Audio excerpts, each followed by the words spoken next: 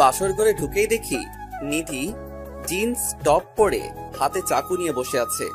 আমি ভয় পেয়ে গেলাম, আজকে বাসর রাত নাকি আমার মার্ডার হওয়ার রাত। এই রাতে সব মেয়েই শাড়ি পরে ঘোমটা দিয়ে বসে থাকে, এদিকে তো পুরোই বিপরীত দেখা যাচ্ছে। এতক্ষণে নিধি আমাকে খেয়াল করলো। ছোট লোকের বাচ্চা, তোর জন্যই অপেক্ষা করছি। তা বলছিলাম, বাট হাতে চাকু কেন? আজকে তো আমাদের বাসর রাত, এভাবে কথা বলতেছো কেন? এই কথা বলাতেই নিধি আমার সামনে এসে আমার গলায় চাকু ধরলো। আমি ভয় পেয়ে গেলাম। এই মেয়ে যে বদ মেজাজি, কখন কি করে বসে বলা যায় না। তোর মতো ছোট লোকের সাথে আমি বাসর করব ভাবি কি করে? কোন দিক দিয়ে তুই আমার স্বামী হওয়ার যোগ্য? এখন আমাদের বিয়ে হয়েছে। রাখ তোর বিয়ে। আমি একটা ছেলেকে ভালোবাসি, ও 1 বছর আগে বাইরে চলে গেছে, ও কিছুদিনের মধ্যেই দেশে চলে আসবে, তখন তোকে ডিভোর্স দিয়ে ওকে বিয়ে করে নিব। তো আমাকে বিয়ে করলেন কেন? আব্বু তার পার্টনারের ছেলের সাথে আমার বিয়ে ঠিক করে ফেলেছিল, তাই আমি আব্বুকে বলি আমি তোকে ভালোবাসি, আর আব্বু তোকে অনেক বেশি ভালোবাসে, তাই বিয়েতে রাজি হয়ে যায়। কাজটা ঠিক করলেন না, অবশ্যই পস্তাবেন। যা হবে দেখা যাবে। তুই আমাকে সবার সামনে কলেজে থাপ্পড় মেরেছিলি, এখন দেখ আমি তোর কি হালটাই না করি। ভুলে যাবেন না আমি আপনার স্বামী। কিসের স্বামী তুই? তুই আমার 1 মাসের খরচ চালাতে পারবি? তোর 1 বছরের ইনকামেও আমার 1 মাস চলবে না। তোর মতো গরিবরা কারো স্বামী হওয়ার যোগ্যতা রাখে না। আমি হাসতে লাগলাম। আমার হাসি দেখে নিধি বিরক্ত হয়ে জিজ্ঞেস করলো, হাসছি কেন? আমি মাথা নাড়িয়ে এমনি বললাম, চাকুটা তো সরান। তোর মতন জানোয়ার কি বিশ্বাস নেই, কখন কি করে বসিস, তাই সেফটি নিয়ে আসছি। আর তোরা তো থাকিস সুযোগের অপেক্ষায়। স্টপ মিস নিধি, আরেকজনের চরিত্র নিয়ে কথা বলার আগে নিজের চরিত্র ঠিক করেন। আপনি আমার বিয়ে করা বউ, আপনার উপর পুরো অধিকার আছে আমার, বাট জোর করে আপনার সাথে কিছু করার ইচ্ছে নেই আমার। হ্যাঁ, জানা আছে আমার কি করবি আর কি না করবি। যা সোফায় গিয়ে ঘুমিয়ে পড়। আমি আর কথা না বাড়িয়ে শুতে চলে গেলাম। এদিকে নিধিও খাটে শুয়ে পড়লো। আমি ভাবতে লাগলাম নিধি তো কাউকে ভালোবাসে না, তো মিথ্যা কথা কেন বলল? থাক, এসব ভেবে আমার কোনো কাজ নেই, আমি ঘুমিয়ে পড়ি। আমি সোফায় থেকে নিধির দিকে মুখ করে শুয়ে আছি। ঘুমন্ত অবস্থায় মেয়েটাকে কতটা সুন্দর লাগে, আর এই মেয়েটাই কিনা এতটা বদমেজাজি। এসব ভাবতে ভাবতে আমিও ঘুমিয়ে পড়লাম। আমি নীল, বাবা মায়ের বড় সন্তান। আমার ছোট একটা বোন আছে তিথি। আমার বাবার ঢাকা শহরের একজন স্বনামধন্য ব্যবসায়ী। কোনো এক কারণে আজ আমার সব থাকতেও কিছুই নেই, বাবা মা থাকতেও আমি এতিম। আর নিধি হলো আমার মালিকের মেয়ে। আমাকে যখন বাসা থেকে বাহির করে দেওয়া হয়, তখন আমি কাউকে কিছু না বলে চট্টগ্রাম চলে আসি। সেদিন রাতে রেল স্টেশনের পাশে বসেছিলাম। আসার সময় ওয়ালেট, ফোন কিছু নিয়ে আসিনি। কি করব কিছুই বুঝতেছিলাম না। সেদিন রাতে নিধির বাবা আমাকে রাস্তা থেকে বাসায় নিয়ে আসে। আঙ্কেল অনেক ভালো মনের মানুষ। সকালে দরজা ধাক্কানোর শব্দে আমার ঘুমটা ভেঙে গেল। আমি উঠে আমার বালিশটা খাটে নিয়ে রাখলাম। দরজা খুলেই আমি এক প্রকার সারপ্রাইজড হয়ে গেলাম। দেখি আমার বেস্ট ফ্রেন্ড রানা এসে গেছে। অভিনন্দন দোস্ত। ধন্যবাদ। না জানিয়ে বিয়েটা করে ফেললি। গত রাতে হঠাৎ করে সব হয়ে গেছে, সরি দোস্ত। ঠিক আছে। নিধি এখনো ওঠেনি মনে হয়। না, শুয়ে আছে। এই কথা বলতেই নিধির ঘুম ভেঙে গেল। নিধি ঘুম থেকে উঠেই সোফার দিকে না তাকিয়ে নিজের পাশে আমার বালিশ থেকে বলতে শুরু করলো, ছোট লোক, তুই আমার পাশে শোয়ার সাহস কোথা থেকে পেলি? এখন তোমাদের বিয়ে হয়েছে, নীল তোমার সাথে থাকবে না তো কার সাথে থাকবে? রানা, তুমি তুমি কখন এলে? সব ঠিক আছে তো নীল? আরে সবই ঠিক আছে। আসলে ও আমার উপরে রাগ করেছে, তাই শেষ রাতে আমাকে সোফায় পাঠিয়ে দেয়। ও আচ্ছা, কেন কিছু করতে পারোস নাই নাকি? কানের কাছে এসে আস্তে আস্তে বলল। শালা, আমি কি তোর মতো টিউবলাইট নাকি? বিড়বিড় করে কি বলছো? ওটা তুমি বুঝবে না। ওকে, তোমরা কথা বলো, আমি ফ্রেশ হয়ে আসি। আচ্ছা যাও। আমি আর রানা সোফায় গিয়ে বসলাম। রানা আমার দিকে সন্দেহের দৃষ্টিতে আছে। ও কি কিছু বুঝে ফেললো নাকি? বুঝলে তো ও আঙ্কেলকে সবটা বলে দিবে, আর আঙ্কেলও কষ্ট পাবে। রানা আবারও বলল, সব ঠিক আছে তো? হ্যাঁ রে বাবা, সব ঠিক আছে। আচ্ছা বাইরে যাব, ফ্রেশ হয়ে আই। ওকে। নিধি না ওয়াশরুমে শাওয়ার নিচ্ছে। আমি কি করে এখন ফ্রেশ হতে যাব? এখন ওয়াশরুমে গেলে ও নিশ্চিত আমাকে খুন করবে, আর না গেলেও রানা সব বুঝে যাবে। কি হলো, যাচ্ছিস না কেন? এখন গেলে নিধি লজ্জা পাবে। রাতে লজ্জা পাইনি, এখন লজ্জা পাবে? আরে বোকা, লাইট তো অফ ছিল। আচ্ছা তাহলে আমি যাই, বিকেলে আড্ডা হবে। চলে যাবি? হ্যাঁ, একটু আব্বুর অফিসে যেতে হবে। আচ্ছা যা। নিধি ফ্রেশ হয়ে রুমে আসলো, আমি ওয়াশরুমে চলে গেলাম। আমি ফ্রেশ হয়ে রুমে এসে নিচে গেলাম নাস্তা করার জন্য।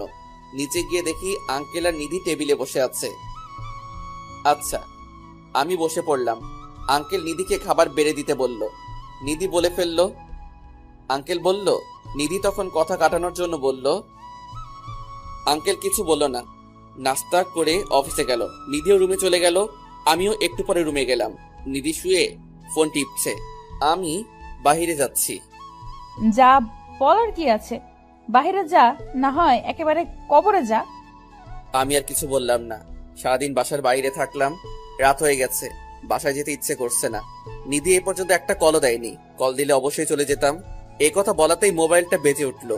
হাতে নিয়ে দেখি আঙ্কেল কল দিছে। আসসালামু আলাইকুম। ওয়ালাইকুম আসসালাম। কোথায় তুমি? আঙ্কেল লেকের পাড়ে। আসতেছি, ওখানে থেকো। এই বলেই আঙ্কেল কল কেটে দিল। কিছুক্ষণ পরেই আঙ্কেল আমার কাছে চলে আসলো, এসে আমার পাশে বসলো, বসে আমার কাঁধে হাত রাখলো। জানো নীল, নিধির যখন 1.5 বছর তখন তোমার আন্টি মারা যায়। নিধির দিকে তাকিয়ে আমি আর বিয়ে করিনি, বেশি আদর দিয়ে মেয়েটাকে বড় করেছি। তার জন্য ও একটু বদমেজাজি, মাহারা মেয়ে, কিছু বলতেও পারি না। এসব তো আমি জানি, এসব কেন বলছেন আঙ্কেল? বাবা, একমাত্র তুমিই পারবে আমার মেয়েকে ভালো করতে। তোমার ভালোবাসা দিয়ে ওকে সঠিক রাস্তায় নিয়ে আসতে পারবে। কিন্তু আমি জানি নিধি তোমাকে কি জন্য বিয়ে করেছে। ওই দিন তোমার রুমের পাশ দিয়ে যাওয়ার সময় তোমাদের সব কথা শুনে নেয়। সরি বাবা। দয়া করে ক্ষমা চেয়ে আমাকে লজ্জিত করবেন না আঙ্কেল। তাহলে কথা দাও, নিধিকে তুমি সঠিক পথে আনবে। তোমার ভালোবাসা দিয়ে ওকে ভালো মন্দ চিনাবে। তোমার ভালোবাসা পেয়ে ও যেন পুরো বদলে যায়। আচ্ছা আঙ্কেল, আমি চেষ্টা করব। এখন বাসায় চলো। আমি আর আঙ্কেল বাসায় চলে গেলাম। বাসায় গিয়ে আজকে আর ডিনার করলাম না, আমার রুমে গিয়ে ঘুমিয়ে পড়লাম। নিধি রুমে আর গেলাম না। কিছুক্ষণ পরেই দরজা ধাক্কানোর শব্দে আমার ঘুম ভেঙে গেল। ঘুম ঘুম চোখে দরজা খুলে দেখি নিধি দাঁড়িয়ে আছে। তুই এই রুমে কি করিস? তো কোথায় থাকবো? আমার রুমে আয়। পারবো না। আব্বু জানলে অনেক কষ্ট পাবে। আমি সোফায় ঘুমাতে পারি না। ছোট লোক, একটু লাই দিলে মাথায় উঠে যাস। সারা জীবন মাটিতে শুয়ে কাটিয়ে দিলি। ওকে, গুড নাইট। এই বলে আমি শুয়ে পড়লাম। আচ্ছা ঠিক আছে, বিছানায় ঘুমাবি, বাট মাঝখানে কোলবালিশ থাকবে। আচ্ছা। আমি নিধি রুমে চলে গেলাম। নিধি মাঝখানে কোলবালিশ দিয়ে দেওয়াল বানিয়ে দিল। আমি শুয়ে পড়লাম। যাক, একসাথে থাকার তো অনুমতি পেয়েছি। মাঝখানে দেওয়াল আছে, তবুও আস্তে আস্তে সব হয়ে যাবে। আমি ঘুমিয়ে পড়লাম। সকালে আমার ঘুমটা ভেঙে গেল। তাকিয়ে দেখি নিধি আমার বুকে এসে আমাকে জড়িয়ে খুব সুন্দর করে ঘুমাচ্ছে। আমি তাড়াতাড়ি নিধিকে বালিশে শুইয়ে দিলাম। জেগে গিয়ে এই অবস্থায় নিজেকে দেখলে কি থেকে কি করে বসবে বলা যায় না। আমি ফ্রেশ হতে চলে গেলাম। ফ্রেশ হয়ে নিচে চলে আসলাম, দেখি আঙ্কেল বসে কফি খাচ্ছে। আঙ্কেল, আজকে কি বাজারে যেতে হবে? কেন? বাজার করতে হবে না। নীল, তুমি এখন বাড়ির জামাই, এটা ভুলবে না। বাজার করার জন্য অনেক লোক আছে, নাস্তা করে ভার্সিটিতে চলে যাও। আসলে আঙ্কেল একটা কথা বলতে চেয়েছিলাম। বলো। যেভাবেই হোক নিধিকে রাজি করিয়ে কক্সবাজার পাঠানোর ব্যবস্থা করেন। এত আর্জেন্ট কেন? আপনার মেয়েকে ঠিক পথে নিয়ে আসতে হলে আমার তার সাথে একান্ত সময় কাটাতে হবে। ও নিয়ে তুমি টেনশন করো না। 2 দিন পর রাতে ছোটখাটো একটা পার্টি আছে, পার্টিটা শেষ হলে হানিমুনে যাবে। ওকে। আমি কিন্তু তোমাদের দেশের বাইরে পাঠাতে চেয়েছিলাম হানিমুনের জন্য। সেটা পরে হবে। দিদি কি করো? ঘুমিয়ে আছে। যাও, ডেকে নিয়ে নাস্তা করে কলেজে যাও। ওকে। আমি রুমে চলে গেলাম। রুমে গিয়ে দেখি নিধি ঘুমিয়েই আছে। আমি গিয়ে ডাক দিলাম, বাট উঠল না। আর কোনো উপায় না পেয়ে আমি নিধির গায়ে একটু ধাক্কা দিলাম। নিধির ঘুমটা ভেঙে গেল। নিধি এমন একটা কাজ করলো যা আমি কল্পনাও করতে পারিনি। এই সামান্য বিষয়ে এমন বিহেভ করবে ভাবতেও পারিনি। আমি রুমে চলে গেলাম। রুমে গিয়ে দেখি নিধি ঘুমিয়েই আছে। আমি গিয়ে ডাক দিলাম, বাট উঠল না। আর কোনো উপায় না পেয়ে আমি নিধির গায়ে একটু ধাক্কা দিলাম। নিধির ঘুমটা ভেঙে গেল। নিধি উঠে বসেই আমার গালে একটা থাপ্পড় মেরে দিল। থাপ্পড় খেয়ে গালে হাত দিয়ে দাঁড়িয়ে আছি। কিছু বলার মতো ভাষা হারিয়ে ফেলছি। কুত্তার বাচ্চা, তো সাহস হলো কি করে আমাকে টাচ করার? মানে রাখ তোর মানে। একটু সুযোগ পেলে মেয়েদের শরীরে হাত দেওয়ার চেষ্টা করিস। আমার কথাটা তো শুনবেন। কি শুনবো তোর কথা? জানোয়ারের সাথে কথা বলার ইচ্ছে নেই। এখন যা সামনে থেকে। এনাফ। আরে একটা কথা বললে খবর আছে তোর। নিজেকে কি ভাবিস, মহাসুন্দরী? তোর থেকে তো দিন মজুরির মেয়েরা অনেক ভালো। বেশি শিক্ষিত না থাকলেও তো তোর মতো অহংকারী মেয়ে না। আর কি বলছিস সুযোগ? ওরকম ইচ্ছা থাকলে গতকালকে রাতেই তোর সাথে যা ইচ্ছা করতে পারতাম। এই কথা বলে আমি ভার্সিটি চলে গেলাম। নিধি শুধু শুনলো কথাগুলো, কিছুই বলেনি। প্রতিদিন আমি নিধিকে ড্রাইভ করে কলেজে নিয়ে যাই। আজকে রাগ করে আমি রিকশায় করেই কলেজে যাওয়ার জন্য রওনা দিলাম। আমি রানাকে কল করলাম। পুরো কলেজে আমার একটা বন্ধুই, সেটা রানা। রানা কল রিসিভ করলো। কোথায় তুই? কলেজ গেটে অপেক্ষা করছি তোর জন্য। ও, একটু লেট হবে রে।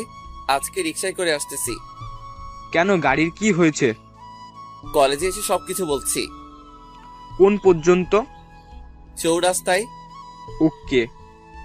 আমি কল কেটে দিলাম। 5 মিনিট যেতে না যেতেই রানা আমার সামনে এসে হাজির। আমি রিক্সা ভাড়া দিয়ে গাড়িতে উঠে বসলাম। রানা কলেজে না গিয়ে একটা রেস্টুরেন্টের সামনে চলে গেল। রানা গাড়ি থেকে নেমে গেল, আমিও নামলাম। এখানে কেন আসলি? সকালে নাস্তা করেছিস? না, করা হয়নি। জানতাম। চল ভিতরে চল। আমি আর রানা নাস্তা করে বাইরে চলে আসলাম। এরপর আমরা কলেজে চলে গেলাম। কলেজে গিয়ে রানা গাড়ি পার্ক করে আসলো। আমরা দুজন মাঠের মাঝখানে বসলাম। কি হয়েছে এখন বল। নিধি আমাকে স্বামী হিসেবে মেনে নেয়নি। মানে? আমি রানাকে সবকিছু বলে দিলাম। রানা শুনে কিছুক্ষণ চুপ করে রইল। ও হয়তো ভাবছে এখন কি করা উচিত। তাকে অনেক আগে বলেছিলাম আমার বাসায় চলে আয়, শুনলি না তো? না দোস্ত, আঙ্কেল আমার দুঃসময় আমার পাশে ছিল। আমি কি করে আঙ্কেলকে ছাড়া থাকবো? আচ্ছা নীল, তোর বাসাটা কোথায় ছিল? এসব কথা রাখ এখন। ওদিকে তাকিয়ে দেখ। দেখি নিধি ওর ছেলে বন্ধুদের সাথে হাসাহাসি করে কলেজে ঢুকছে। এটা ওর নিত্যদিনের কাজ। এই বিষয়ে কিছু বললেই মেয়েটা আরো অপমান করে, তাই আমি কিছু বলি না। বাট এখন তো আমার বউ, পুরো অধিকার আছে ওর উপরে। থাক, এখানে কিছু বললে আবার অপমান শুরু করে দিবে। এ কি, নিধি দেখি ওর সব ফ্রেন্ডদের নিয়ে আমাদের দিকে আসছে। ওরা আমাদের সামনে এসে দাঁড়ালো। নিধির ফ্রেন্ড ফাহাদ বলল, কিরে নীল, তোর আর নিধির বলে বিয়ে হয়েছে? হ্যাঁ। বড়লোকের একমাত্র সুন্দরী মেয়ে দেখে লোভ সামলাতে পারেনি। আরেকটা কথা, তোমাদের মুখ থেকে বাহির হলে আমার মনে হয় না নেক্সট টাইম এই কলেজে পা রাখতে পারবে। রানা, তুমিও না। কলেজে এত ছেলে থাকতে তোমার এই ছেলেটার সাথেই বন্ধুত্ব করতে হবে?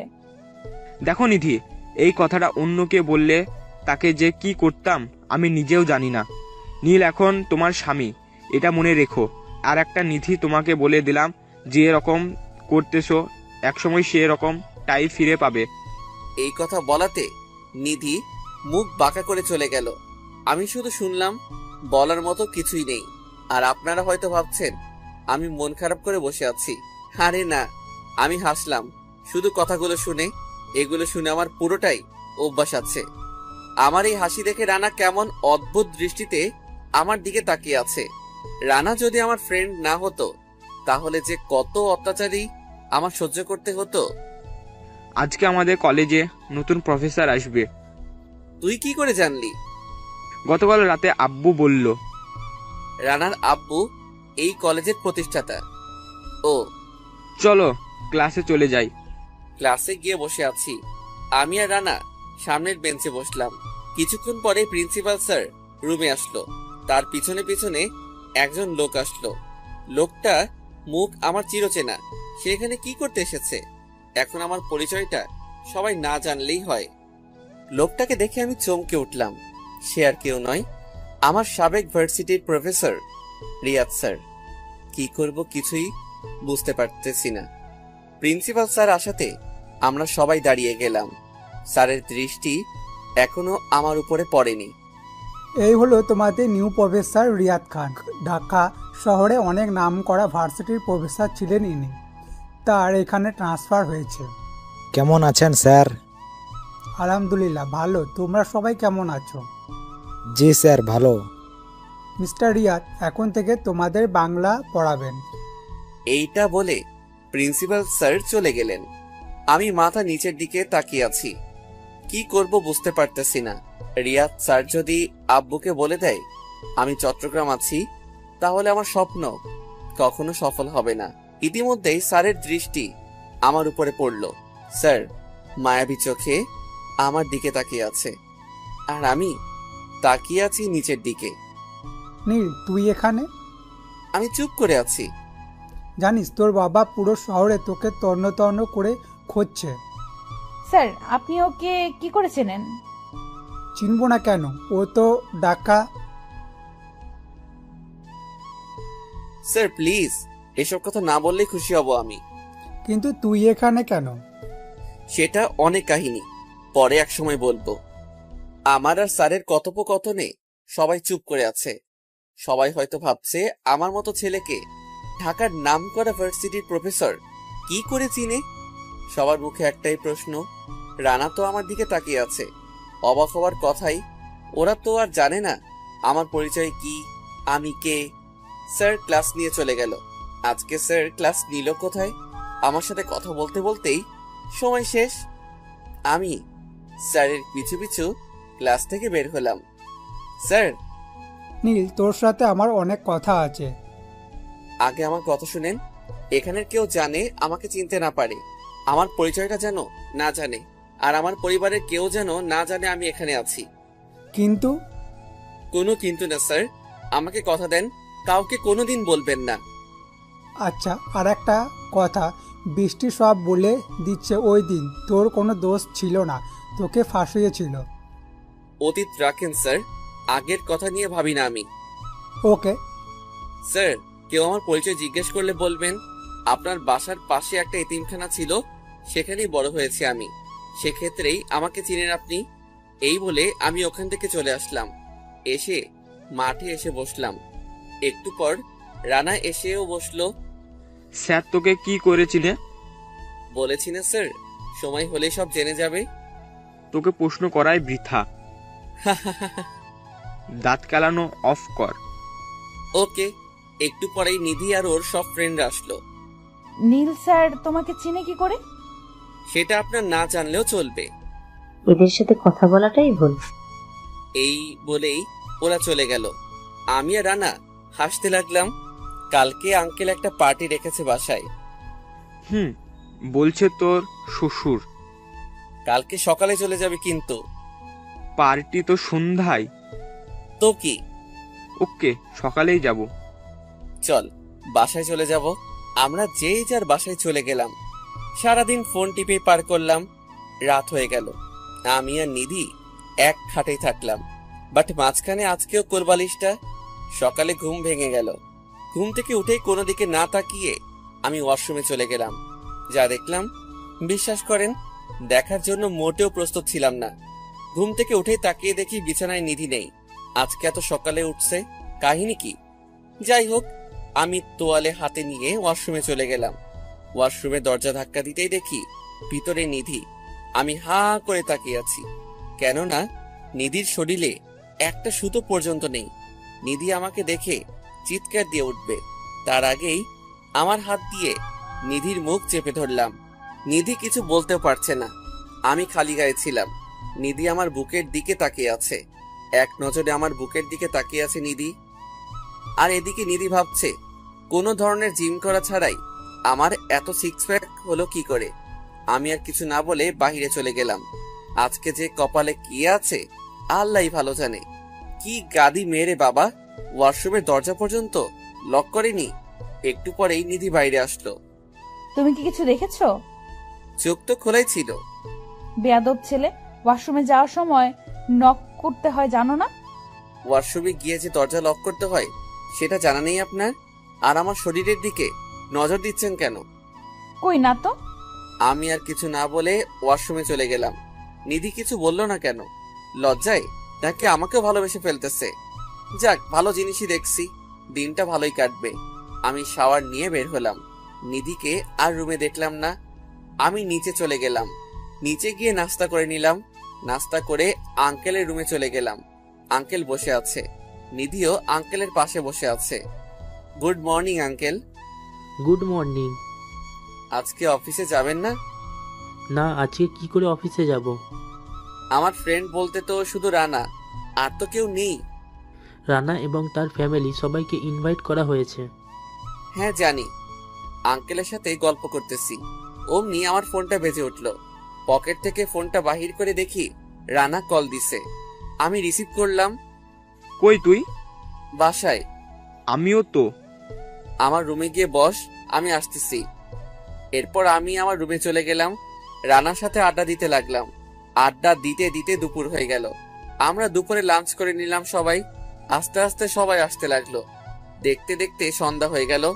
আঙ্কেল এসে আমাকে একটা ব্ল্যাক কালারের পাঞ্জাবি দিয়ে গেলেন। এটাই পরতে বললেন আজকে। আমিও ব্ল্যাক কালারের পাঞ্জাবিটা পরে নিলাম। একটু পরেই নিধির কল আসলো। আমাকে রুমে যেতে বলল। আমি রুমে গিয়ে দেখি নিধির সব ফ্রেন্ড, আরো অচেনা কিছু মেয়ে আছে এখানে। এদের মধ্যে দু একজনকে চিনি, তারা হলো নিধির কাজিন। কিছু বলবেন? না। তাহলে যাই। ওরা তোমার সাথে পরিচয় হবে। নিধির এক কাজিন বলে ফেললো। এসব ছোট লোকদের সাথে আমি পরিচিত হই না, এদের দেখলে আমার গা জ্বলে। আরেকজনই বলল, ঠিকই বলেছিস, এদের মতো ছেলেদের কাজই কখন কোন বড় লোকের মেয়েদের বিয়ে করে রাতারাতি কোটিপতি হওয়া যায়। আরেকটা মেয়ে বলল, তোমরা যে যাই বলো, ভাইয়াটা দেখতে অনেক সুন্দর। অপমান করা শেষ হয়েছে? শেষ হলে আমি যাই, এই বলে চলে আসলাম।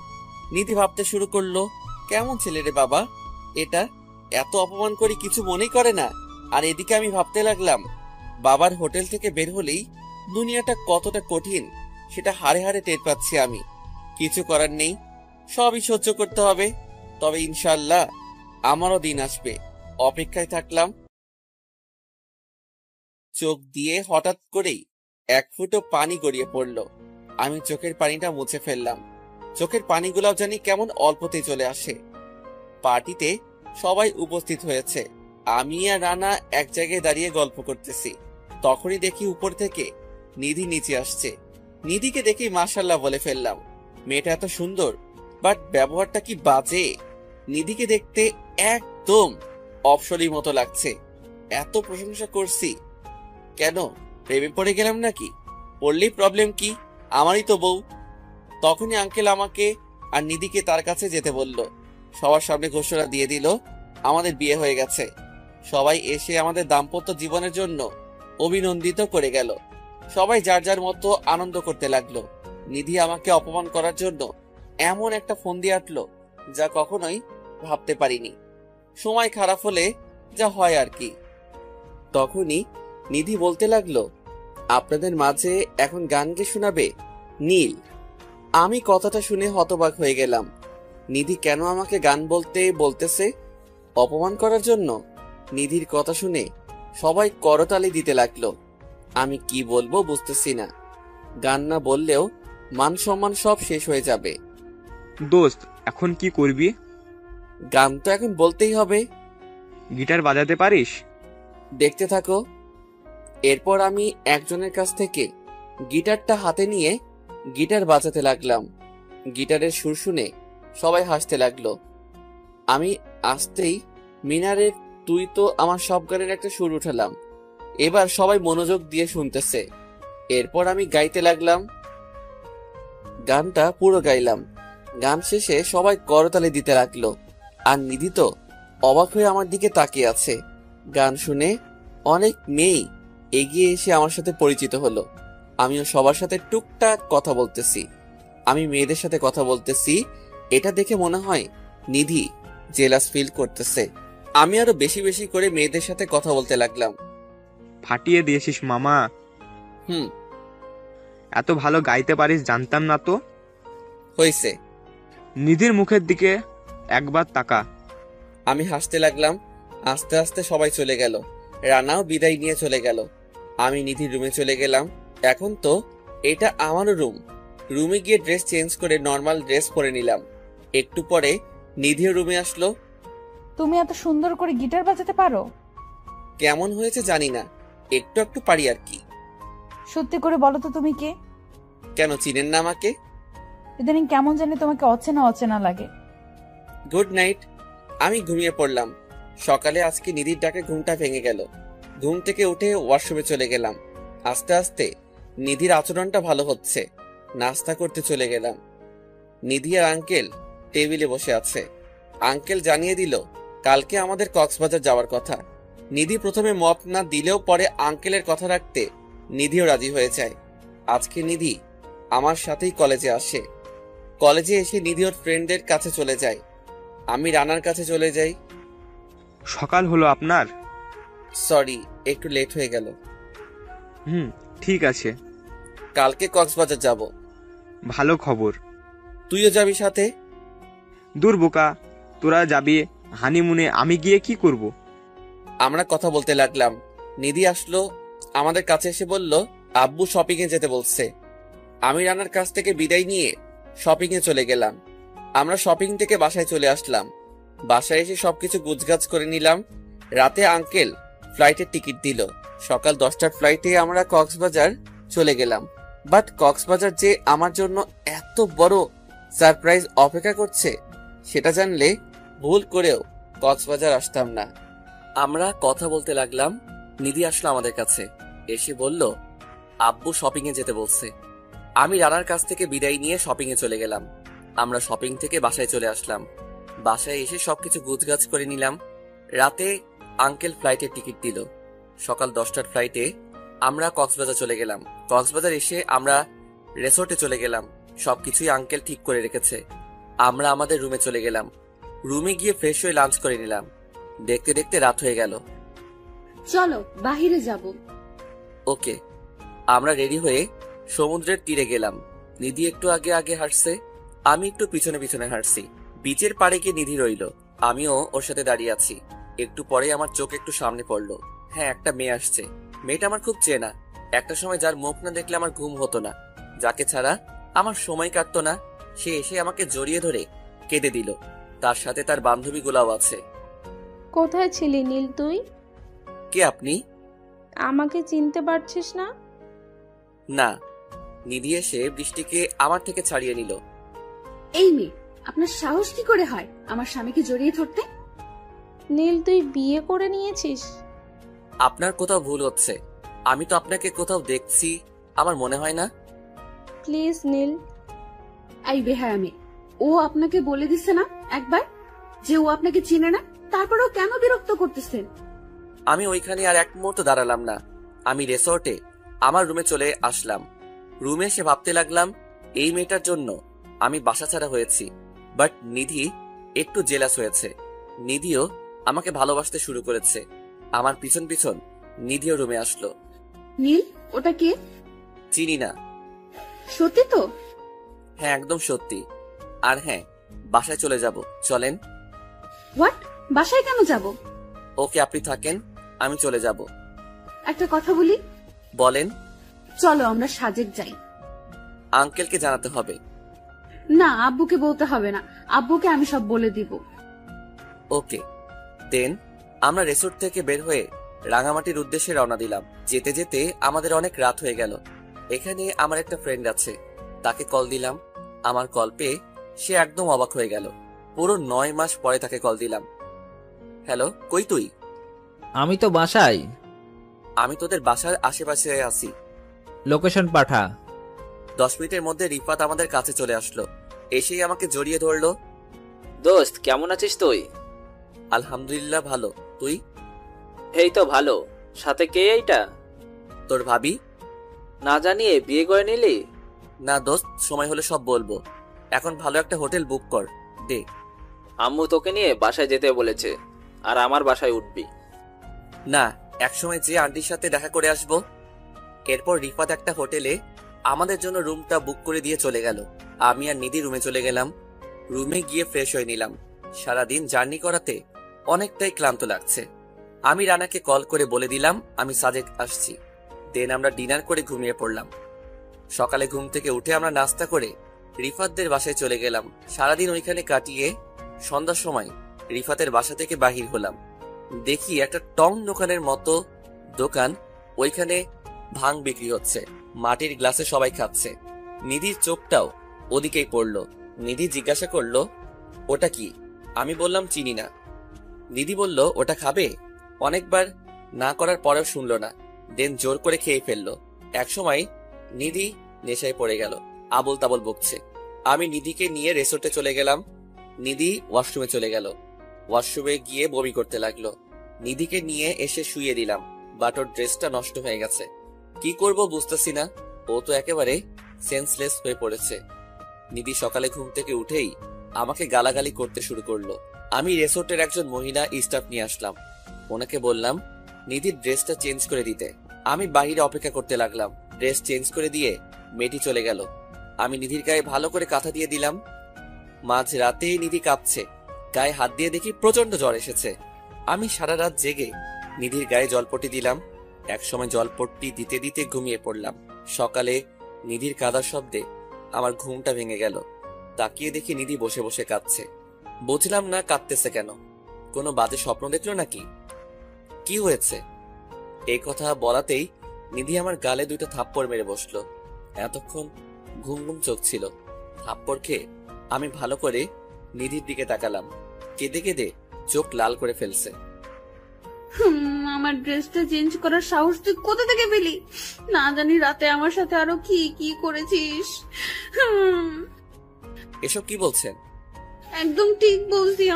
তোকে আমি বিশ্বাস করতে শুরু করেছিলাম, আর তুই বিশ্বাসের এই মর্যাদা দিলি। আপনি যা ভাবছেন তা কিছুই হয়নি। সব ছেলেরাই এমন। ওরা থাকেই সুযোগের অপেক্ষায়। সুযোগ পেলেই হায়নাদের মতো মেয়েদের শরীরের উপর ঝাঁপিয়ে পড়ে। দূর হ চোখের সামনে থেকে। আমি আর কথা না বাড়িয়ে চলে গেলাম রুম থেকে। এখন আর হাজার বললেও বিশ্বাস করবে না। আমি যাওয়ার সময় বলে গেলাম রুমে নিধির জন্য নাস্তা দেওয়ার জন্য। আমি নিচে গিয়ে একটা হোটেলে খেয়ে নিলাম আর একা একা ঘুরতে লাগলাম। কালকে রাতে যে মেয়েটি নিধির ড্রেস চেঞ্জ করে দিয়েছে, সে খাবার নিয়ে নিধি রুমে যায়। মেয়েটি খাবার দিয়ে চলে যাওয়ার সময় আপু একটা কথা জিজ্ঞাসা করব? জি। ওই ভাইয়াটি কি হয় আপনার? কেন? না, রাতে বমি করার পরে আপনার ড্রেসটি নষ্ট হয়ে গিয়েছিল। উনি আমাকে ডেকে এনে আপনার ড্রেসটি চেঞ্জ করালো। ড্রেস আপনি চেঞ্জ করেছেন? হ্যাঁ, আর ওই ভাইয়াটা সারা রাত আপনার মাথায় জলপট্টি দিয়েছে। ওকে। এরপর মেয়েটি চলে গেল। বিনা কারণে নীলকে এতগুলো কথা শোনালাম, এমনকি গায়ে পর্যন্ত হাত তুললাম। না জানি ছেলেটা কত কষ্ট পাচ্ছে। পাক, তাতে আমার কি? আমি তো আর ওকে ভালোবাসি না। নিধি এসব ভাবতে লাগলো। নিধি এবার আমাকে কল করে রুমে আসতে বলল। আমি রুমে আসলাম। সরি। ভুল কিছু করেননি তো? আর হ্যাঁ, বাসায় চলে যাব এখনই। না, আপনার ইচ্ছা হলে আপনি থাকতে পারেন। আমরা বাসায় চলে আসলাম। বাসায় এসে আঙ্কেলকে বললাম ওখানে ভালো লাগে না, তাই চলে এসেছি। এইভাবে কেটে গেল প্রায় 4 মাস। হ্যাঁ, আমি আর নিধি এখন ভালো বন্ধু। ও তেমন একটা খারাপ ব্যবহার করে না আমার সাথে। এখন আমরা আলাদা আলাদা রুমে থাকি, কথাও কম বলি। আমাদের ডিল হয়েছে 6 মাস পরে আমাদের ডিভোর্স হয়ে যাবে। এই বিষয়ে আঙ্কেল কিছু জানে না। এই শহরে আর মাত্র 2 মাস থাকবো। ডিভোর্স হয়ে গেলে ঢাকা চলে যাব। নিধি আমার রুমে আসলো। রুমে সে বলল আজকে ওর বেস্ট ফ্রেন্ড রুহানের জন্মদিন। রাতে বারে একটা পার্টি রেখেছে। আঙ্কেল নিধিকে একা যাওয়ার অনুমতি দিবে না, তাই সাথে আমাকেও নিয়ে যাবে। আমি রাজি হয়ে গেলাম। রাতে পার্টিতে চলে গেলাম। পার্টিতে যাওয়ার সাথে সাথে নিধির ফ্রেন্ডরা আমাকে অপমান করা শুরু করলো। ছোট লোক পার্টিতে এসেছে, আমি চুপচাপ এসব শুনতে লাগলাম। এখন অভ্যাস হয়ে গেছে এসব শুনতে, আর মন খারাপ হয় না এসব শুনলে। সবাই যার যার মতো এনজয় করছে। নিধি ড্রিঙ্কস করতে লাগলো। নিধি ড্রিঙ্কস করতে করতে অবস্থা খারাপ করে ফেলছে। রুহান নিধিকে উপরে নিয়ে যাচ্ছে। আমি তেমন একটা খেয়াল দিলাম না। নিধির একটা ফ্রেন্ড এসে বলল, রুহানের মতলব ভালো না, আর ও এমনিতে অনেক বাজে ছেলে। আমিও ওদের পিছন পিছনে গেলাম। ওর একটা রুমে গিয়ে রুম আটকে দিল। নিধি বলতেছে, কি করছো কি রুহান? ছাড়ো আমাকে, চেঁচাবো কিন্তু আমি। আমি দরজায় নক করলাম। রুহান দরজা খুলে দিল। দরজা খোলার সাথে সাথেই রুহানের বুকে লাথি দিয়ে ফেলে দিলাম। আস্তে আস্তে সবাই এখানে আসলো। আমি রুহানকে মারতে লাগলাম। এতক্ষণে নিধির হালকা নেশা কেটে গেছে। নিধি এসে আমাকে থামাতে চাইলো। আমি থামলাম না দেখে নিধি আমার গালে থাপ্পড় দিল। আমি অবাক হয়ে গালে হাত দিয়ে দাঁড়িয়ে আছি। সবার সামনে নিধি আমার গায়ে হাত তুলল। সবাই অবাক হয়ে গেছে। ছোট লোকের বাচ্চা, তোর সাহস হয় কি করে? হ্যাঁ, রুহানের শরীরে হাত তোলার? আপনার সাথে খারাপ ব্যবহার করছিল। সেটা আমি বুঝবো। জানোয়ারের বাচ্চা, যাদের বাবা মার ঠিক নাই তারা কি ভদ্রতা শিখেছে নাকি? এই কথা বলার সাথে সাথে আমি নিধির গালে একটা থাপ্পড় মেরে দিলাম। নিধি গালে হাত দিয়ে আমার দিকে তাকিয়ে আছে। অনেক হয়েছে, আর না। অনেক সহ্য করেছি, বাট কখনো ভাবি নাই আমার বাবা মা নিয়ে গালি দিবি তুই। তুই আমার সম্পর্কে কতটা জানিস? আর কথায় কথায় কি বলস, ছোট লোক? আরে আমার বাবা চাইলে তোদের মতো বড় লোকদের সকাল বিকেল কিনতে পারে। শুধু আঙ্কেলকে কথা দিয়েছিলাম, তাই এতদিন এসব সহ্য করেছি। আর না, আর সহ্য করব না। তোর মতো মেয়ে আমার বাসার সামনে সবসময় সিরিয়াল ধরে থাকে, বাট আমি কিনা তোর মতো অহংকারী একটা মেয়ের প্রেমে পড়লাম। গুড বাই মিস নিধি। ওখান থেকে এসে রানার বাসায় চলে গেলাম। গিয়ে রানাকে সব বললাম। রানা বলল, ওদের বাসায় যাওয়ার কোনো প্রয়োজন নেই তোর। আমি রানাকে বলে দিলাম আমি আমার বাসায় চলে যাব। রানা অবাক হয়ে বলল, তোর বাসা কোথায়? ঢাকা। তাহলে তুই এখানে কি করিস? দিন আমি রানাকে সব বললাম। সব শুনে রানা আমাকে জড়িয়ে ধরে কেঁদে দিল। রানা বলতে লাগলো, দোস্ত, তোর ভেতর এত কষ্ট বোঝা যায় না। রানা অনলাইনে সকাল 6টার বাসের টিকিট কেটে রাখলো। ওদিকে নিধির ফ্রেন্ড রানা নিধিকে অনেক কথা শোনাতে লাগলো। ছেলেটা তোর ইজ্জত বাঁচালো, আর তুই ছেলেটার সাথে কি ব্যবহারটাই না করলি। সবাই নিধিকে সব কথা শোনাতে লাগলো। নিধি তো কাঁদতে কাঁদতে বাসায় চলে গেল। আমার ফোন আমি অফ করে রাখলাম। আঙ্কেল আর নিধি নাম্বারে কল দিতে লাগলো। রানা বলে দিল ও জানে না আমি কোথায়। আমি আর রানা ঘুমিয়ে পড়লাম। সকালে রানা বাস স্টেশন পর্যন্ত আমাকে ড্রপ করে দিল। সকাল 11টার সময় আমি ঢাকা গিয়ে পৌঁছালাম। 1 বছর 2 মাস পরে সেই চেনা শহরে পা রাখলাম। আমি আমার পুরনো সিমটা চালু করলাম। আমার ফ্রেন্ড জয়কে কল করলাম। কল দেওয়ার সাথে সাথে জয় কল রিসিভ করলো। নীল, কোথায় তুই? জানিস তোর সাথে যোগাযোগ করার কত চেষ্টা করেছি। স্টেশনে আছি, এসে নিয়ে যা। ওয়েট, আসতেছি আমি। কিছুক্ষণের মধ্যেই জয় এসে পড়ল। জয় এসেই আমাকে জড়িয়ে ধরলো। আমিও জয়কে জড়িয়ে ধরলাম। জয়কে ছাড়া আমি কখনো এতদিন দূরে থাকিনি। আগে আমরা টাঙ্গাইলে থাকতাম, তখন একসাথে স্কুলে পড়তাম। আমরা তখন ক্লাস 2তে পড়ি। আমার আব্বু ঢাকা এসে পড়ে। তখন আমরা ঢাকা আসার পর জয় 2 দিন না খেয়েছিল আমার কাছে চলে আসবে বলে। পরে জয়ের আব্বুও ঢাকা এসে পড়ে। কেমন আছিস? কই ছিলি তুই? সবই বলবো, চলো বাসায় যাই। হ্যাঁ চল। দেন আমি বাসায় চলে গেলাম। বাসাটা কেমন অন্যরকম লাগতেছে। আমি গেটের সামনে দাঁড়িয়ে আছি। ভিতরে ঢোকার সাহস পেলাম না। দারোয়ান আমাকে দেখেই দৌড়ে আসলো। এসেই আম্মুকে ডাকতে লাগলো। আম্মু এসেই আমাকে জড়িয়ে ধরলো। আমিও আম্মুকে জড়িয়ে ধরলাম। এইভাবে প্রায় 10 মিনিট কেউ কোনো কথা বললাম না। আম্মু কাঁদতেছে। আমি চোখের পানি মুছে দিলাম। কেমন আছো আম্মু? তাকে ছাড়া কেমন থাকি তুই জানিস না?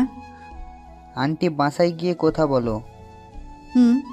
বাবা চল। আমি বাসায় চলে গেলাম। সবকিছুই আগের মতোই আছে। আমার রুমের কোনো কিছুই পাল্টে নেই। 1 বছর আগে যেমনটা রেখে গেছিলাম ঠিক তেমনটাই আছে। আমি আমার রুমে গিয়ে বেলকনির সামনে গেলাম। এইটা আমার ফেভারিট প্লেস। এইখান থেকে আমাদের পুরো বাগানটাই দেখা যায়। বেলকনি থেকে রুমে আসলাম। আম্মু আমার জন্য কফি নিয়ে আসলো। নানান প্রশ্ন করতে লাগলো। এতদিন কই ছিলাম, আরো অনেক কিছু। আমি শুধু বলে দিলাম সব জানতে পারবে। আম্মুকে জিজ্ঞেস করলাম আব্বু কোথায়। আম্মু বলল আব্বু অফিসে কল দিয়েছিল, এখনই আসতেছে। আমি কফি খেয়ে রানাকে একটা কল করে বলে দিলাম আমি পৌঁছে গেছি। বৃষ্টি কোথায়? জানি না, ওই দিনের পর থেকে বৃষ্টির সাথে। ও, রিহানের সাথে কি ওর বিয়ে হয়ে গেছে? না, রিহান অন্য কাউকে বিয়ে করে নিছে। আমি শুধু ওকে এটাই বোঝাতে চেয়েছিলাম রিহান প্লে বয়, এ কারণেই আমাকে বাড়ি ছাড়তে হয়েছিল। দোস্ত, অতীত ভুলে যা প্লিজ। হ্যাঁ, অতীত ভুলে গেছি। জয়ের সাথে কথা বলতে বলতেই আব্বু চলে আসলো। আব্বু এসেই আমাকে জড়িয়ে ধরলো। আমি চুপ করেই আছি, কোনো কথা বলছি না।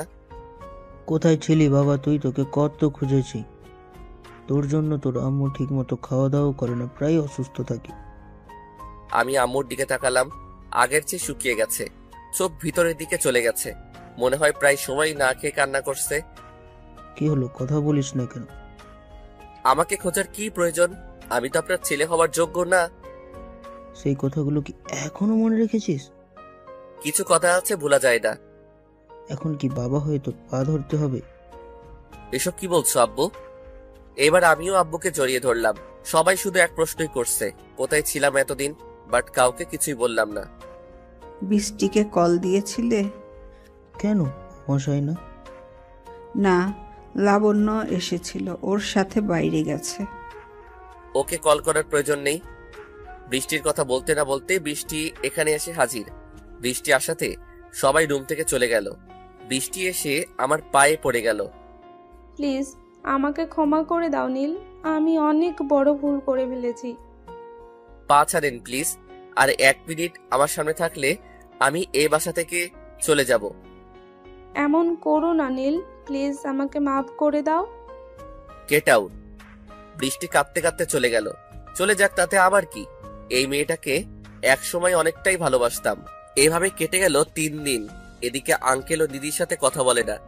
নিধি ভালো করে বুঝতে পারতেছে ও আমার প্রেমে পড়ে গেছে। এদিকে আঙ্কেলও আমাকে তন্ন তন্ন করে খুঁজতেছে।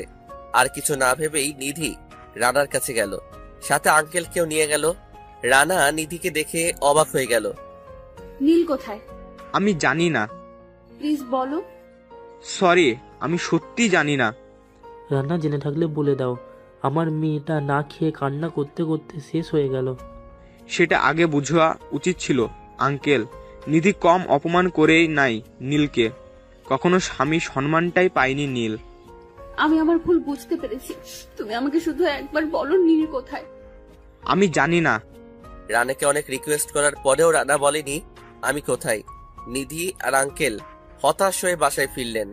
এদিকে আঙ্কেল মেয়ের কান্না একদমই সহ্য করতে পারছে না, কি করবে কিছু বুঝতেছেও না। হঠাৎ করেই নিধির মনে হলো ভার্সিটিতে নিউ একজন প্রফেসর আসছে, সেই একমাত্র নীলের খোঁজ দিতে পারবে। নিধি আর লেট না করে আঙ্কেলকে নিয়ে ভার্সিটিতে চলে গেল। ভার্সিটিতে গিয়ে স্যারের কেবিনে চলে গেল দুজনেই। স্যার বসতে বলল। স্যার নীল কোথায়? আমি কি করে জানাবো নীল কোথায়? স্যার আপনি সবই জানেন, প্লিজ বলেন। তুমি নীলের কে হও? আমি ওর ওয়াইফ। হোয়াট? বাট আমি খেয়াল করতাম তোমরা সারাদিনই নীলকে অপমান করতে। Sorry sir. নীলের পরিচয় আমি দিতে পারবো না। এবার নিধি স্যারের পা ধরে কেঁদে দিল। এবার স্যারের অনেকটাই মায়া লাগলো। স্যার নিধিকে উঠিয়ে বসিয়ে দিয়ে 1 গ্লাস পানি দিল। নীল কোনো সাধারণ ফ্যামিলির ছেলে না। তাহলে কেউ? আপনি অবশ্যই চিনবেন ওর বাবাকে, যেহেতু আপনিও একজন ব্যবসায়ী। নাম কি ওর বাবার? কি সত্যি? একদম সত্যি। আপনাদের কথা তো আমি কিছুই বুঝতে পারতেছি না। তাহলে শোনো, ঢাকা শহরে টপ 5 জন ধনী ব্যক্তির মাঝে নীলের বাবা একজন। তাহলে ও ঢাকা থেকে এখানে আসলো কেন? অনেক কাহিনী আছে এখানে। সবকিছু খুলে বলেন। ওকে, তাহলে শোনো। নীল ওর বাবা মায়ের একমাত্র সন্তান। খুব ভালো স্টুডেন্টও ছিল, একটু আকটু রাজনীতি করত। বাবা মায়ের খুব আদরের সন্তান ছিল। বাবার টাকার অভাব নেই, বাট ওর কোনো অহংকার ছিল না। নীল একটি মেয়েকে ভালোবাসত, সেটা হলো বৃষ্টি। বৃষ্টি নীলের বড় চাচুর মেয়ের বোন। বৃষ্টি খুব ছোট থাকতেই ওর মা বাবা মারা যায়। সেখান থেকেই বৃষ্টি নীলের আম্মুর কাছে মানুষ হয়। বৃষ্টি নীলের 1 বছরের বড়, সেই ক্ষেত্রে বৃষ্টি নীলকে ভালোবাসতো না, বাট নীলের আব্বুর স্বপ্ন ছিল বৃষ্টিকে ঘরের বউ করবে। একদিন নীল আর নীলের ফ্রেন্ডরা কলেজে বসে আছে, তাকিয়ে দেখে রিহান আর ওর ফ্রেন্ডরা মিলে একটা মেয়েকে জোর করে সিগারেট খাওয়াচ্ছে। মেয়েটা কান্না করে দিছে। এই দেখে নীল আর ওর ফ্রেন্ডরা রিহানের কাছে চলে যায়। রিহান ছিল নীলের এক ব্যাচ সিনিয়র, বৃষ্টির আর রেহান ছিল সেম ব্যাচ। এখানে কি হচ্ছে? এখানে কি হচ্ছে সেটা তো দেখতে হবে না। তাকে অনেক বুঝিয়েছি, আড্ডা আজকে তোর র্যাগিং করা বের করব। এই বলে নীল আর ওর ফ্রেন্ডরা রেহান আর ওর ফ্রেন্ডের ইচ্ছা রকম মারে। একসময় প্রিন্সিপাল স্যার এসে ঝগড়া থামিয়ে দেয়। কি হচ্ছে নীল? রিহান তোমার সিনিয়র। ও এই আপুটাকে এখানে জোর করে স্মোক করাচ্ছিল। এইরকম ছাত্র কলেজে রাখার প্রয়োজন নেই, এখনই সব ছেলেকে রাস্টিকেট করবেন। প্রিন্সিপাল রেহানকে বলল মেয়েটির কাছে ক্ষমা চাইতে। রেহান আর কোনো উপায় না পেয়ে ক্ষমা চেয়ে নেয়, বাট রেহানের মনে রাগ রয়ে যায়। রেহান কোনোভাবেই নীলের ওপর প্রতিশোধ দিতে পারতেছিল না। রেহান আর কোনো বুদ্ধি না পেয়ে বৃষ্টিকে পটিয়ে ফেলে। বৃষ্টিও রেহানের ফাঁদে পা দেয়। সেখান থেকে নীলের জীবনে এলোমেলো হয়ে যায়। নীল বৃষ্টিকে ছোটবেলা থেকে ভালোবাসতো। যে ছেলেটা কখনো সিগারেট পর্যন্ত শুয়ে দেখিনি, তারপর থেকে রেগুলার ড্রিঙ্কস করতে শুরু করে। ফ্রেন্ডরা অনেক বোঝায়, কিন্তু কারো কথা শোনে না। বৃষ্টি রেহানের উপরে অনেকটা দুর্বল হয়ে পড়ে। বৃষ্টি, নীল বাসায় থাকলে আমাদের কখনো এক হতে দিবে না। চলো আমরা বিয়ে করে ফেলি। এখনই না, একটা রাখতে পারলেই আমি তোকে বিয়ে করব। কি কথা? নীলকে বাসা থেকে তাড়াতে হবে। বৃষ্টি এতটাই রিহানের প্রেমে মগ্ন ছিল যে রিহানের সব প্ল্যান এই রাজি হয়ে গেল। একদিন সকাল 6টার দিকে বৃষ্টি নীলের রুমে যায়। রুমে গিয়ে নীলকে ডেকে তোলে। বৃষ্টি গিয়ে দরজা লক করে দেয় আর নিজের জামা হালকা ছিঁড়ে চুলগুলো এলোমেলো করে চিল্লাতে থাকে। নীল শুধু অবাক হয়ে তাকিয়ে আছে। এক সময় নীলের আব্বু আর আম্মু এসে দরজা ধাক্কাতে লাগে। বৃষ্টি নীলের দিকে তাকিয়ে একটা শয়তানের হাসি দেয়, তারপরে গিয়ে দরজাটা খুলে দেয়। দরজা খুলেই নীলের আম্মুকে জড়িয়ে ধরে কেঁদে দেয়। কি হয়েছে? চাচু, ও আমার ইজ্জত নষ্ট করতে চেয়েছিল। এই কথা বলাতেই নীলের আব্বু নীলকে থাপ্পড় মারে। নীলের আম্মু ঘটনা বিশ্বাস করতে চায় না। দেন বৃষ্টি বলে নীল এখন নেশা করে ও সব কিছু করতে পারে। নীলের বাবা নীলকে বাসা থেকে বের করে দেয়। নীল যাওয়ার সময় বৃষ্টির দিকে তাকিয়ে শুধু একটা কথাই বলে, অনেক আফসোস করবে, বাট খুঁজে পাবে না। নিধি সব শুনে কান্না করতে লাগলো। নিধি আর একটু লেট না করে আঙ্কেল আর রানাকে নিয়ে ঢাকা আসার জন্য রওনা দিল। আমি আর আম্মু বিকেলে ড্রয়িং রুমে বসে আছি, তখনই কলিং বেলটা বেজে উঠলো। আম্মু গিয়ে দরজা খুলে দিল। দরজা খোলার পর যাদের দেখলাম তাদের দেখে তো আমি অবাক হয়ে গেলাম। দরজা খোলাতে আঙ্কেল, নিধি আর রানা ভিতরে আসে। নিধি এসে আম্মুকে সালাম করে। আম্মু শুধু আমার দিকে অবাক হয়ে তাকিয়ে আছে। আম্মু নিধিকে টেনে তুলল। আপনাদের তো চিনতে পারলাম না। আম্মু, আমি নীলের ওয়াইফ। ওকে, যা বলছে তা কি সত্যি? হ্যাঁ। বুঝলাম না আম্মু কোনো রিয়াক্ট করলো না কেন। তার একমাত্র ছেলে তাকে না জানিয়ে বিয়ে করেছে, এতে তো কষ্ট পাওয়ার কথা। আম্মু তো আরো হাসি খুশি। বুঝলাম না কিছু। কি ভাবছিস? আর জয় আমাকে সবকিছু বলে দিয়েছে। রানা চল। আমি রানাকে নিয়ে আমার রুমে চলে গেলাম। রানা শুধু আমার রুমটা চেয়ে দেখছে। রানা বলল, ওয়াও, এত সুন্দর রুম।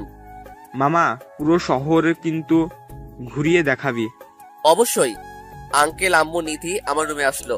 আম্মু আব্বুকেও কল করে দিচ্ছে। আব্বু আসতেছে তার ছেলের বউকে দেখার জন্য। নীল, তুমি এভাবে চলে আসলে কেন? সহ্যের সীমা পার হয়ে গেছে আঙ্কেল, আর না।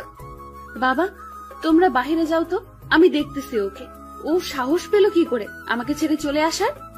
বাবা, তোমরা বাহিরে যাও তো, আমি দেখতেছি ওকে। ও সাহস পেল কি করে আমাকে ছেড়ে চলে আসার? আজকেই প্রথম নিধিকে এত কাছ থেকে দেখছি। ওর নিঃশ্বাসের শব্দ পর্যন্ত শুনতে পারছি। নিধি আমার ঠোঁটে একটা চুমু দিল। হ্যাঁ, লাইফে ফার্স্ট টাইম লিপ কিস। তাহলে অনুভূতিটা কেমন জানেনি তো, বাট এত সহজে তো মেনে নেওয়া যাবে না। একটু তো কষ্ট দিতেই হবে। আর কষ্ট দিব না, এখন থেকে শুধু ভালোবাসা দিব। দিদিকে ধাক্কা দিয়ে সরিয়ে আমি নিচে চলে গেলাম। দেখি আব্বু এসে গেছে। আব্বু আর আঙ্কেল কথা বলতেছে। আমিও গিয়ে আব্বুর পাশে বসলাম। নিধি এসে আব্বুকে সালাম করলো। দেখে বোঝা যাচ্ছে আব্বুরও নিধিকে পছন্দ হয়েছে। নীল, তোর পছন্দ আছে বলতে হয়। ছেলেটা কার দেখতে হবে না? হ্যাঁ, তোমারই একার ছেলে, আমার তো আর কেউ না। হ্যাঁ, আমারই তো একার ছেলে। কি শুরু করলে তোমরা? হ্যাঁ বিআই সাহেব, আজকে তাহলে আমি আসি। চলে যাবেন মানে? রাতে একটা কাজ আছে। আজকে যাওয়া যাবে না, সব কিছু ক্যান্সেল করে দেন। ওকে। আম্মু আজকে নিজের হাতে রান্না করলো। সবাই আমরা লাঞ্চ করে নিলাম। লাঞ্চ করে আমি আর রানা ছাদে চলে আসলাম। ছাদে এসে একটু আড্ডা দিলাম। নিচে থেকে চিল্লানোর আওয়াজ আসছে। আমি গিয়ে দেখি নীল শুধুই আমার। চুপ বেহায়া মজ্জাত মেয়ে, লজ্জা করে না তোর? নিজের বিএফের সাথে মিলে নীলকে বাসা থেকে বের করেছিলি, আর নীল শুধু আমার বলতে আসছিস। আর শুনে রাখ, নীল আমার স্বামী। এই মেয়ে, তোর সাহস কি করে হয় আমার মুখের ওপর কথা বলার, তাও আবার আমার বাসায় দাঁড়িয়ে? কি শুরু করলে তোমরা? বড় আম্মু, তুমিই তো বলেছিলে এবারের বউ হলে শুধুই আমি হব। সেই যোগ্যতাটা আপনার নেই মিস বৃষ্টি।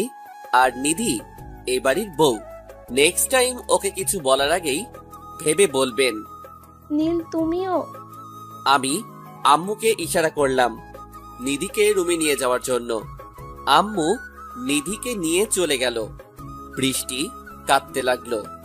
আমি আর রানাও রুম থেকে চলে গেলাম। রানা রুমে চলে গেল, আমিও রুমে চলে আসলাম। রুমে এসে বেলকনিতে গিয়ে একটা সিগারেট মুখে নিলাম।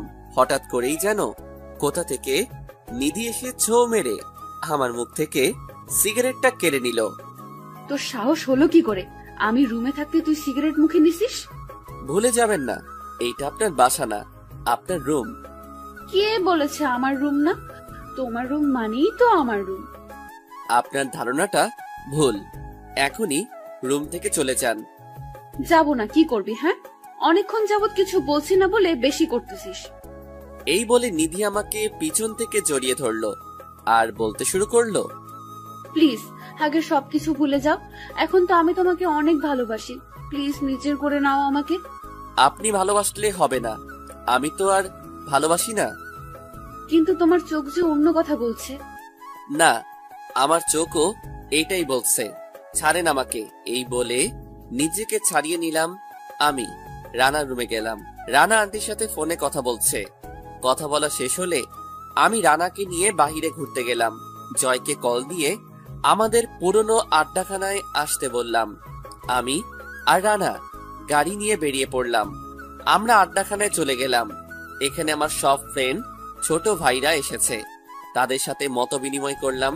সবার সাথে আড্ডা দিয়ে বাসায় চলে আসলাম। বাসায় আসতে আসতে রাত হয়ে গেল। রাতে আমরা সবাই মিলে ডিনার করে নিলাম। ডিনার শেষে আঙ্কেলকে রুমে দিয়ে আসলাম। আমি আর রানা অনেকক্ষণ আড্ডা দিলাম ছাদে। আড্ডা শেষ করে রুমে চলে আসলাম। রুমে এসে দেখি নিধি খাটে বসে আছে। আমি যাওয়ার সাথে সাথেই নিধি আমাকে জড়িয়ে ধরলো। নিধির ছোঁয়া আমার কাছে অনেক ভালো লাগতেছে, বাট এত সহজে তো নিধিকে আর মেনে নেওয়া যাবে না। আমি নিধিকে ধাক্কা দিয়ে দূরে ঠেলে দিলাম। আমি গিয়ে চুপচাপ খাটের এক পাশে শুয়ে আছি। নিধি এসে আবারও আমাকে জড়িয়ে ধরলো। এইবার উঠে বসে নিধির গালে একটা থাপ্পড় মেরে দিলাম। থাপ্পড় খেয়ে নিধি স্তব্ধ হয়ে গেল। আসলে থাপ্পড়টা মারার কোনো ইচ্ছাই ছিল না। নিধি কান্না করতে লাগলো। আমি বালিশ নিয়ে সোফায় চলে গেলাম। নিধি কান্না করতে করতে ঘুমিয়ে পড়লো। আমি আস্তে আস্তে নিধির কাছে গিয়ে বসলাম। ফর্সা গালটা লাল হয়ে গেছে। আমি আস্তে আস্তে নিধির গালে একটা চুমু দিলাম। দেন আমি এসে ঘুমিয়ে পড়লাম। সকালে নিধির ডাকে ঘুম ভেঙে গেল। ঘুম ঘুম চোখে তাকিয়ে দেখি, বাট যা দেখলাম নিজেকে কন্ট্রোল করতে পারবো কিনা জানি না। সদ্য গোসল করে এসেছে নিধি। নিধির শরীরে শুধু টাওয়েল পেঁচানো, চুল থেকে ফোঁটা ফোঁটা পানি পড়তেছে। আসলে ভেজা চুলে মেয়েদের একটু বেশি মায়াবী লাগে। আমি একধ্যানে নিধির দিকে তাকিয়ে আছি। ওভাবে তাকিয়ে কি দেখতেছো? কিছু না, বাট আপনি এই অবস্থায় কেন? কেন, এই অবস্থাতে ভালো লাগছে না নাকি? একদম না। নিধি মন খারাপ করে আবার ওয়াশরুমে চলে গেল। কি করে বোঝাই, এ অবস্থায় তুমি যদি বেশিক্ষণ আমার সামনে থাকো তাহলে তো নিজেকে আর কন্ট্রোল করতে পারবো না। এ কি, নিধি ওয়াশরুম থেকে কাপড় নিয়ে রুমে আসলো। রুমে এসে আমার সামনেই ড্রেস চেঞ্জ করতে লাগলো। ওয়াশরুম কি হয়েছে? ওয়াশরুমে আমার প্রবলেম আছে, এখানেই চেঞ্জ করব, তোমার কোনো সমস্যা? আর তুমি আমার স্বামী, তোমার সামনে ড্রেস চেঞ্জ করতেই পারি আমি। আমি আর কথা না বাড়িয়ে ওয়াশরুমে চলে গেলাম। ফ্রেশ হয়ে আমি রুমে আসলাম। রুমে এসে শুয়ে আছি আর গেম খেলতেছি। একটু পরেই নিধি রুমে আসলো। নিধি এসে বলল নিচে যেতে নাস্তা করার জন্য, সবাই ওয়েট করতেছে। আমি রানাকে নিয়ে নিচে চলে গেলাম। আমরা সবাই একসাথে সকালের খাবার খেতে বসলাম। আমি খাওয়া শুরু করলাম, বাট আজকের খাবারের স্বাদটা অন্যরকম। এইটা তো আম্মুর হাতে রান্না না? আম্মু, তুমি রান্না করেছো? অনেক সুন্দর হয়েছে। নিধি রান্না করছে? আমি আর কোনো কথা না বলে চুপচাপ খেয়ে নিলাম। খেয়ে আমার রুমে চলে আসলাম রানাকে নিয়ে। রানাকে বললাম রেডি হয়ে নিতে। আমিও রেডি হতে লাগলাম। কোথায় যাচ্ছ? হ্যাঁ। কোথায়? আমার পুরনো ভার্সিটিতে। আমাকে সাথে নিবে? রেডি হয়ে নেন। নিধি এমন ভাবে বলল আমি না করতে পারলাম না। নিধি খুশিতে আমাকে জড়িয়ে ধরলো। আঙ্কেল আসলো রুমে। রুমে আঙ্কেল এসে আমাদের এই অবস্থায় দেখে ফেললো। আঙ্কেলও এসে বোকা হয়ে গেছে। দূর, আমি এত ভয় কেন পাচ্ছি? নিধি তো আমার বউ। সরি। আসো আব্বু। নীল, আমি এখন চলে যাব। বাবা মা মোরা মেয়েটাকে কখনো কষ্ট দিও না। চলে যাবা আব্বু? আঙ্কেল নিধিকে বুকে জড়িয়ে নিল। আঙ্কেল বিদায় নিয়ে চলে গেল, বাট নিধির মুডটা অফ হয়ে গেল। আমি, রানা, নিধি রেডি হয়ে গাড়ি নিয়ে বেরিয়ে পড়লাম।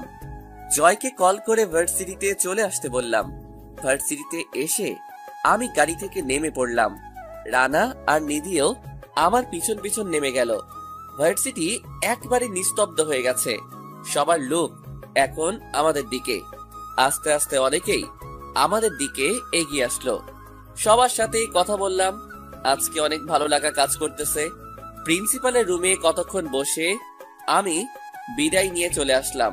রানা আর নিধিকে অনেক জায়গায় ঘুরালাম। দেন দুপুরে একটা রেস্টুরেন্টে লাঞ্চ করলাম। এভাবে 14-15 দিন কেটে গেল। নিধিকে যত অবহেলা করি, নিধি এতে একটু বিরক্ত হয় না। এতে বোঝা যায় নিধির এখন শিক্ষা হয়ে গেছে। একদিন রাতে ডিনার করে এসে আমি শুয়ে আছি। নিধি একটা চাকু হাতে নিয়ে রুমে আসলো। আমি নিধির হাতে চাকু দেখে একটু অবাক হলাম। নিধি ডাইরেক্ট এসে আমার উপরে শুয়ে পড়লো। কি হচ্ছে কি? আজকে আমাকে আপন করে না নিলে এই চাকু দিয়ে নিজেকে শেষ করে দিব। মজা করার আর জায়গা পান না? এই কথা বলাতেই নিধির চাকু দিয়ে ওর হাতে একটা পোজ দিয়ে দিল। নিধির হাত থেকে রক্ত বেরোচ্ছে। নিধি আরেকটা পোজ দেওয়ার আগেই আমি হাত থেকে চাকুটা কেড়ে নিলাম। দাও আমাকে চাকুটা। আমাকে যখন ক্ষমা করবেই না, তাহলে আমি নিজেকে শেষ করে দিব। তাহলে আমার কি হবে? এই কথা বলাতে নিধি আমাকে অনেক শক্ত করে জড়িয়ে ধরলো। আমি নিধির হাতের কাটা জায়গায় ওষুধ লাগিয়ে ব্যান্ডেজ করে দিলাম। শক্ত করে জড়িয়ে ধরলাম নিধিকে। ও কাঁদতেছে, কাঁদুক। আজকের পরে থেকে ওর চোখে কখনো পানি আসতে দিব না। তোমার বুকে একটু মাথা রাখা যাবে? হ্যাঁ। আমি শুয়ে পড়লাম। নিধি আমার বুকে মাথা দিয়ে শুয়ে আছে। আমি নিধির মাথায় হাত বুলিয়ে দিচ্ছি। আমি নিধির কপালে একটা চুমু দিলাম।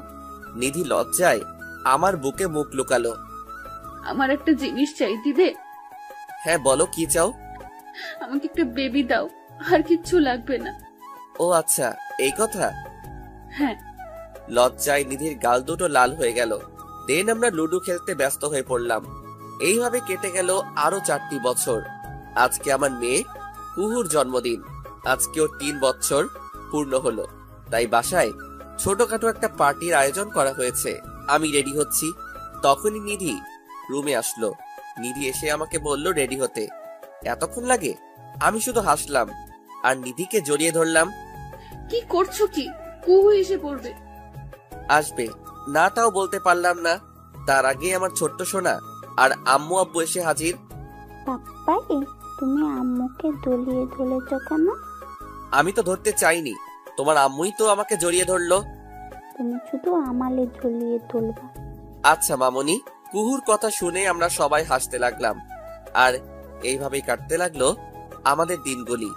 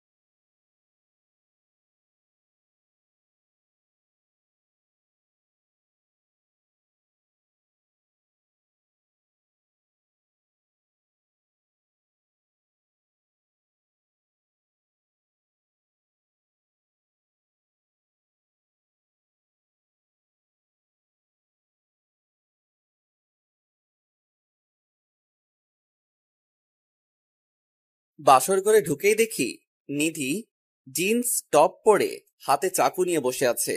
আমি ভয় পেয়ে গেলাম, আজকে বাসর রাত নাকি আমার মার্ডার হওয়ার রাত। এই রাতে সব মেয়েই শাড়ি পরে ঘোমটা দিয়ে বসে থাকে, এদিকে তো পুরোই বিপরীত দেখা যাচ্ছে। এতক্ষণে নিধি আমাকে খেয়াল করলো। ছোট লোকের বাচ্চা, তোর জন্যই অপেক্ষা করছি। তা বুঝলাম, বাট হাতে চাকু কেন? আজকে তো আমাদের বাসর রাত, এভাবে কথা বলতেছো কেন? এই কথা বলাতেই নিধি আমার সামনে এসে আমার গলায় চাকু ধরলো। আমি ভয় পেয়ে গেলাম। এই মেয়ে যে বদ মেজাজি, কখন কি করে বসে বলা যায় না। তোর মতো ছোট লোকের সাথে আমি বাসর করব ভাবি কি করে?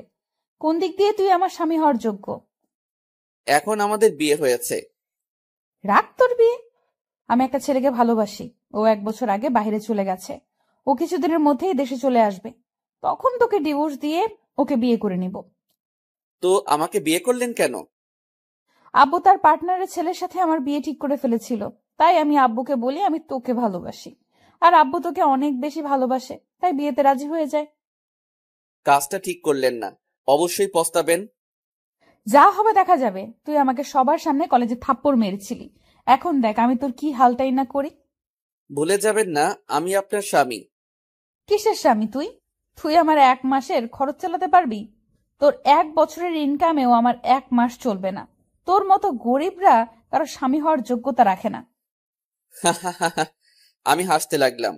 আমার হাসি দেখে নিধি বিরক্ত হয়ে জিজ্ঞেস করলো, হাসছি কেন? আমি মাথা নাড়িয়ে এমনি বললাম, চাকুটা তো সরান। তোর মতন জানোয়ারকে বিশ্বাস নেই, কখন কি করে বসিস, তাই সেফটি নিয়ে আসছি। আর তোরা তো থাকিস সুযোগের অপেক্ষায়। স্টপ মিস নিধি, আরেকজনের চরিত্র নিয়ে কথা বলার আগে নিজের চরিত্র ঠিক করেন। আপনি আমার বিয়ে করা বউ, আপনার উপর পুরো অধিকার আছে আমার, বাট জোর করে আপনার সাথে কিছু করার ইচ্ছে নেই আমার। হ্যাঁ, জানা আছে আমার কি করবি আর কি না করবি। যা সোফায় গিয়ে ঘুমিয়ে পড়। আমি আর কথা না বাড়িয়ে শুতে চলে গেলাম। এদিকে নিধিও খাটে শুয়ে পড়ল। আমি ভাবতে লাগলাম নিধি তো কাউকে ভালোবাসে না, তো মিথ্যা কথা কেন বলল। থাক, এসব ভেবে আমার কোনো কাজ নেই, আমি ঘুমিয়ে পড়ি। আমি সোফায় থেকে নিধির দিকে মুখ করে শুয়ে আছি। ঘুমন্ত অবস্থায় মেয়েটাকে কতটা সুন্দর লাগে, আর এই মেয়েটাই কিনা এতটা বদমেজাজি। এসব ভাবতে ভাবতে আমিও ঘুমিয়ে পড়লাম। আমি নীল, বাবা মায়ের বড় সন্তান। আমার ছোট একটা বোন আছে তিথি। আমার বাবার ঢাকা শহরের একজন স্বনামধন্য ব্যবসায়ী। কোনো এক কারণে আজ আমার সব থাকতেও কিছুই নেই, বাবা মা থাকতেও আমি এতিম। আর নিধি হলো আমার মালিকের মেয়ে। আমাকে যখন বাসা থেকে বাহির করে দেওয়া হয়, তখন আমি কাউকে কিছু না বলে চট্টগ্রাম চলে আসি। সেদিন রাতে রেল স্টেশনের পাশে বসেছিলাম। আসার সময় ওয়ালেট, ফোন কিছু নিয়ে আসিনি। কি করব কিছুই বুঝতেছিলাম না। সেদিন রাতে নিধির বাবা আমাকে রাস্তা থেকে বাসায় নিয়ে আসে। আঙ্কেল অনেক ভালো মনের মানুষ। সকালে দরজা ধাক্কানোর শব্দে আমার ঘুমটা ভেঙে গেল। আমি উঠে আমার বালিশটা খাটে নিয়ে রাখলাম। দরজা খুলেই আমি এক প্রকার সারপ্রাইজড হয়ে গেলাম। দেখি আমার বেস্ট ফ্রেন্ড রানা এসে গেছে। অভিনন্দন দোস্ত। ধন্যবাদ। না জানিয়ে বিয়েটা করে ফেললি। গত রাতে হঠাৎ করে সব হয়ে গেছে, সরি দোস্ত। ঠিক আছে। নিধি এখনো ওঠেনি মনে হয়। না, শুয়ে আছে। এই কথা বলতেই নিধির ঘুম ভেঙে গেল। নিধি ঘুম থেকে উঠেই সোফার দিকে না তাকিয়ে নিজের পাশে আমার বালিশ থেকে বলতে শুরু করলো, ছোট লোক, তুই আমার পাশে শোয়ার সাহস কোথা থেকে পেলি? এখন তোমাদের বিয়ে হয়েছে, নীল তোমার সাথে থাকবে না তো কার সাথে থাকবে? রানা, তুমি তুমি কখন এলে? সব ঠিক আছে তো নীল? আরে সবই ঠিক আছে। আসলে ও আমার উপরে রাগ করেছে, তাই শেষ রাতে আমাকে সোফায় পাঠিয়ে দেয়। ও আচ্ছা, কেন কিছু করতে পারোস নাই নাকি? কানের কাছে এসে আস্তে আস্তে বলল। শালা, আমি কি তোর মতো টিউবলাইট নাকি? বিড়বিড় করে কি বলছো? ওটা তুমি বুঝবে না। ওকে, তোমরা কথা বলো, আমি ফ্রেশ হয়ে আসি। আচ্ছা যাও। আমি আর রানা সোফায় গিয়ে বসলাম।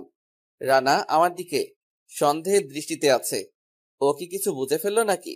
বুঝলে তো ও আঙ্কেলকে সবটা বলে দিবে, আর আঙ্কেলও কষ্ট পাবে। রানা আবারও বলল, সব ঠিক আছে তো? হ্যাঁ রে বাবা, সব ঠিক আছে। আচ্ছা বাইরে যাব, ফ্রেশ হয়ে আই। ওকে। নিধি না ওয়াশরুমে শাওয়ার নিচ্ছে, আমি কি করে এখন ফ্রেশ হতে যাব? এখন ওয়াশরুমে গেলে ও নিশ্চিত আমাকে খুন করবে, আর না গেলেও রানা সব বুঝে যাবে। কি হলো, যাচ্ছিস না কেন? এখন গেলে নিধি লজ্জা পাবে। রাতে লজ্জা পাইনি, এখন লজ্জা পাবে? আরে বোকা, লাইট তো অফ ছিল। আচ্ছা তাহলে আমি যাই, বিকেলে আড্ডা হবে। চলে যাবি? হ্যাঁ, একটু আব্বুর অফিসে যেতে হবে। আচ্ছা যা। নিধি ফ্রেশ হয়ে রুমে আসলো। আমি ওয়াশরুমে চলে গেলাম।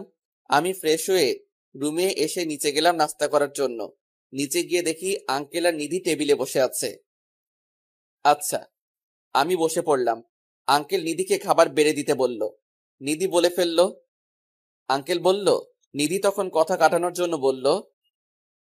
আঙ্কেল কিছু বলল না, নাস্তা করে অফিসে গেল। নিধিও রুমে চলে গেল। আমিও একটু পরে রুমে গেলাম। নিধি শুয়ে ফোন টিপছে।